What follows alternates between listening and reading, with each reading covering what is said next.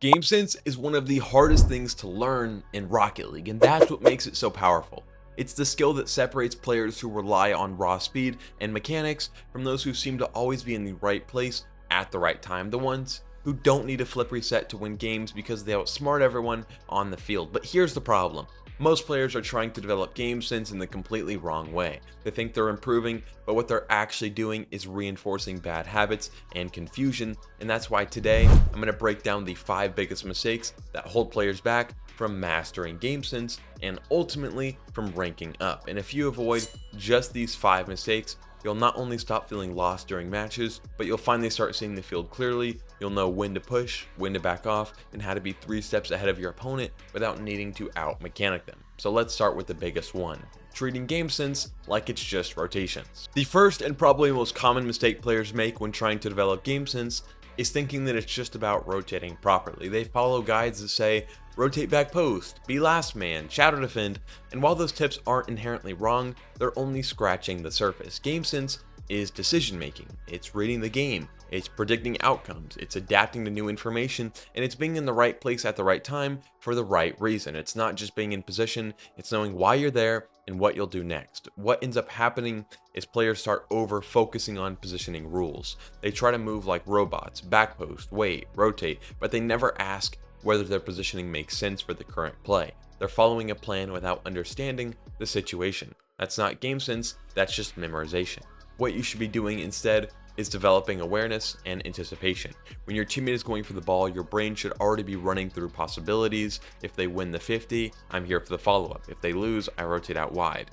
If it pops up mid, I can challenge or pass. That's what good game sense looks like. It's dynamic, not fixed. It constantly evolves based on what your teammate's position is, what your opponent's touch is, and what your own momentum looks like. And that's exactly why some players rotate perfectly by the book and still feel lost. It's because they don't understand when to break these rules or when those rules even apply. So if you're stuck in that mindset where rotation equals game sense, you've got to shift your focus. Rotation is the structure, but game sense is the decision making inside of that structure. Knowing when to commit, when to support, and when to fake challenge, that's what actually matters. Mistake number 2, watching high-level gameplay without understanding their intentions. Let's be honest, almost everyone watches pro play or high-level ranked games at some point, but most players watch it the wrong way. They see a grand champ rotate to mid, catch a pass, and score and think, I should be in that spot too. But what they miss is why that player rotated to mid. What cues did they see? What decision tree did they follow? What assumptions were they making based on their teammates or the opponents? Watching good players is one of the best ways to improve your game sense, but only if you're dissecting the intent behind every move. Most players just watch for entertainment, but if you want to develop real decision-making skills, you need to slow the replay down and ask yourself what's happening every second of the play.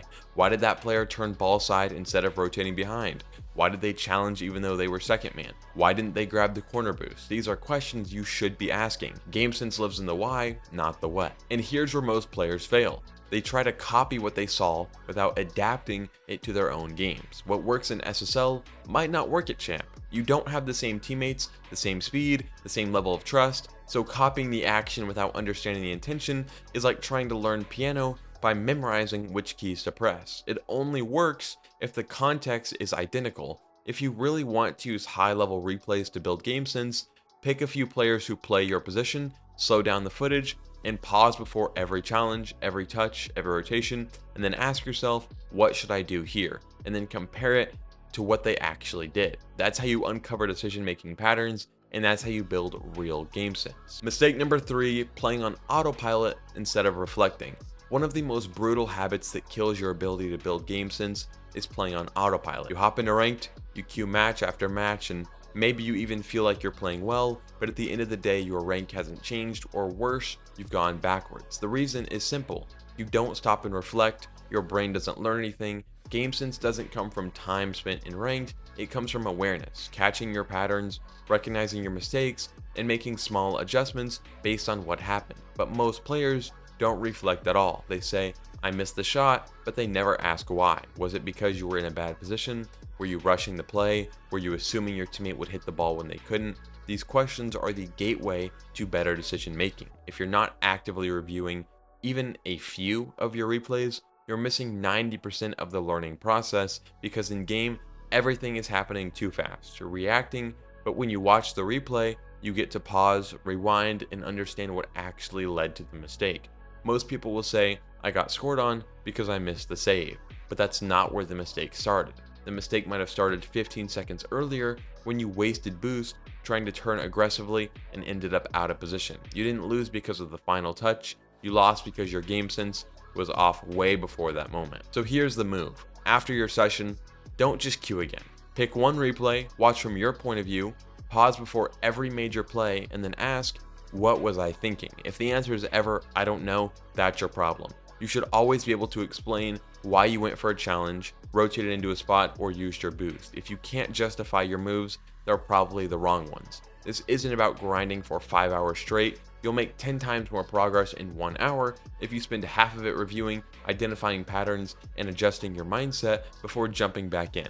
That's how you get smarter, and smarter players win more. Real quick, my team of SSL level coaches is looking for 30 dedicated Rocket League players to rank up in the next 30 days. And the best part is, you don't have to grind for hours with no direction. And my team will give you a proven system to improve efficiently. And if you don't see real progress in your mechanics or your rank, we'll do 2 things. 1, we will give you all of your money back, no questions asked. And 2, we'll keep working with you until you reach these goals. And we do this because I want every player I work with to have an amazing experience, and because we're confident that we can deliver on our results. If that sounds fair, DM me on Discord with the word coach to get started today. Let's get back to the video. Mistake number 4, learning mechanics in a vacuum. This one hits hard for a lot of players, especially the ones who grind training packs all day. They'll spend hours nailing flip resets, air dribbles, crazy shots, and then go into ranked and struggle to use any of it. Or worse, they try to force the mechanics they just learned, and it always backfires. The reason is simple. They learn mechanics in isolation with no regard for game sense. If you can't identify when a reset is actually the right decision, it doesn't matter how clean your reset is.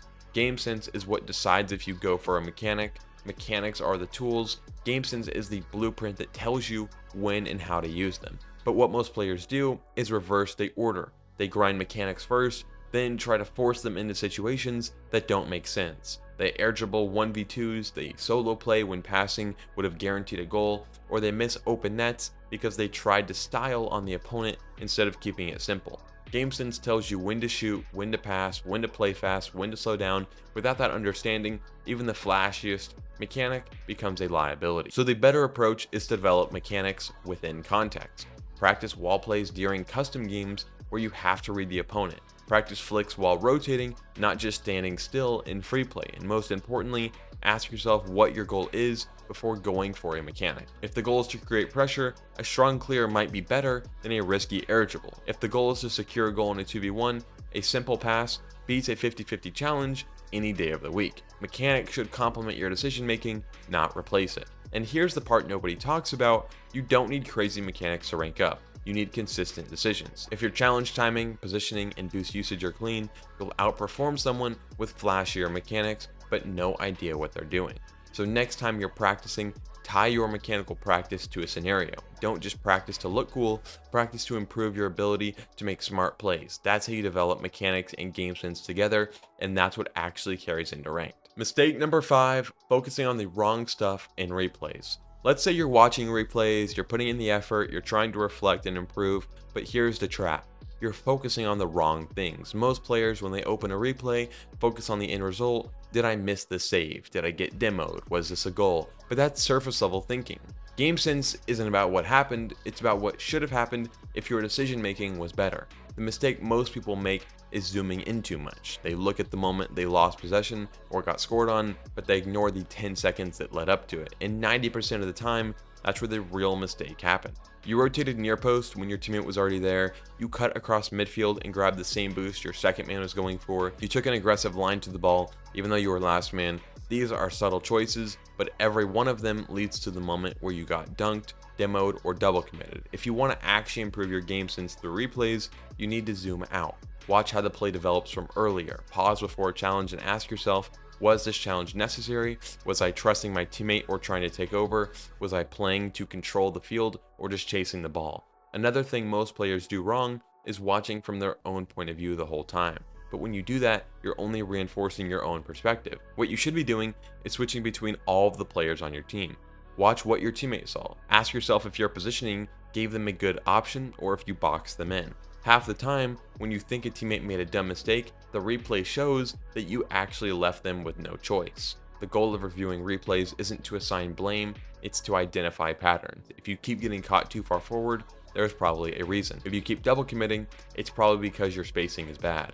The patterns are always there if you're willing to look deep enough. And once you spot these exact patterns, it's not about fixing them instantly, that's unrealistic. The next step is just being aware of them during games, and if you catch yourself pushing up too far again, rotate out. If you feel the urge to cut rotation, take the long route. It's those small corrections that stack up and eventually become instinct. That's how you develop real game sense, not by grinding more ranked, but by looking at your own gameplay with a critical eye and saying, I can do better, and here's exactly how. Game sense isn't a mystical talent, it's a skill, and it's one that anyone can learn if they actually take time to develop the right way. So just to recap, don't confuse speed with smart play, don't chase flashy mechanics without context, don't play ranked for hours without stopping to reflect, don't think game sense is something you just get with time, and don't waste your replay reviews focusing on the wrong stuff. If you fix just these 5 mistakes, you'll start thinking ahead of the play, you'll stop putting yourself in awkward positions, you'll recognize when to play fast, when to slow down, when to rotate out,